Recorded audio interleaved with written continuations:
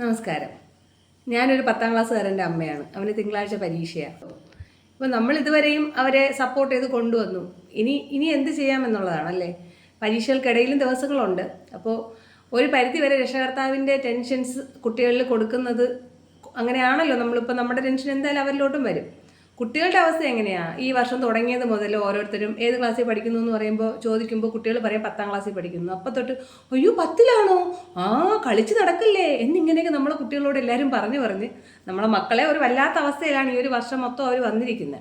അപ്പോൾ ഇനിയുള്ള ദിവസമെങ്കിലും അവരെ സമാധാനത്തിൽ വിടാം, അവർ റിലാക്സ് ചെയ്യട്ടെ. തന്നെ നമുക്കറിയാം നമ്മളെ കുട്ടികൾ പലതരമാണ്. ചില കുട്ടികളെ നമ്മൾ ആരും പ്രഷർ ചെയ്യാതെ തന്നെ അവർ നന്നായിട്ട് അവരെ കാര്യങ്ങൾ ചെയ്യും.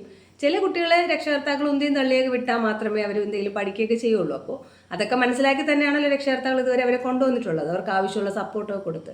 അപ്പോൾ ഇനിയിപ്പോൾ ഒരു ദിവസം കൂടെ ഉള്ളൂ. അപ്പോൾ അവരെ പരീക്ഷയ്ക്ക് ഏകദേശം അവർ റെഡി ആയിട്ടുണ്ടാവും. അപ്പോൾ ഇനി അവരുടെ എന്തൊക്കെയാണ് പ്രശ്നങ്ങളെന്ന് നോക്കി കുറച്ചുകൂടെയൊക്കെ അവർക്ക് സപ്പോർട്ട് ചെയ്ത് കൊടുക്കുക. അതിനപ്പുറം പരീക്ഷയാണ് മോനെ അങ്ങനെ ഇങ്ങനെ എന്നൊക്കെ പറഞ്ഞ് അവരെ മോനായാലും മോളായാലും അവരെ ടെൻഷൻ എടുപ്പിക്കാതിരിക്കുക എന്നുള്ളതാണ് ഇപ്പം നമ്മൾ ചെയ്യേണ്ടത്. പിന്നെ നമ്മളെ കുട്ടികൾ പലതരക്കാരാണ്. ചില കുട്ടികൾ പരീക്ഷയ്ക്ക് നന്നായിട്ട് എഴുതി നല്ല മാർക്ക് വാങ്ങിക്കും, ചില കുട്ടികൾ അവർക്ക് പറ്റുന്ന പോലെയൊക്കെ വാങ്ങിക്കും. പക്ഷെ അത് ഈ പരീക്ഷ മാത്രമല്ലല്ലോ അവരുടെ കഴിവിൻ്റെ അളവുകോല്. അവർക്ക് പല പല വ്യത്യസ്തമായ കഴിവുകൾ വേറെ ഉണ്ടാവുമല്ലോ. അതുകൊണ്ട് അവരെ ഒരു പരിധിക്കപ്പുറം അവർക്ക് ടെൻഷനോ സ്ട്രെസ്സോ ഒന്നും കൊടുക്കാതിരിക്കുക. അവർക്ക് പറ്റുന്ന മാക്സിമം ചെയ്യണമെന്ന് മക്കളെ ഓർമ്മിപ്പിക്കുക എന്നുള്ളതല്ലാതെ അവർക്ക് അനാവശ്യമായുള്ള ടെൻഷൻസ് കൊടുക്കാതിരിക്കുക എന്നുള്ളതാണ് പ്രധാനം. പിന്നെ രക്ഷകർത്താക്കളായ ഞങ്ങൾക്കും ഉണ്ടല്ലോ ചെറിയ പ്രശ്നം. നമുക്കൊക്കെ ബന്ധുക്കൾക്കും നമ്മുടെ സുഹൃത്തുക്കൾക്കും നാട്ടുകാർക്കും ഒക്കെ എത്ര എ പ്ലസ് എന്നുള്ള ചോദ്യമാണ്. അതുകൊണ്ട് നമ്മളുടെ ഒരു പ്രഷറുണ്ട്, നമ്മളെ മക്കൾക്ക് ഇത്ര A+ കിട്ടിയെന്ന് നമുക്കും പറയണമല്ലോ.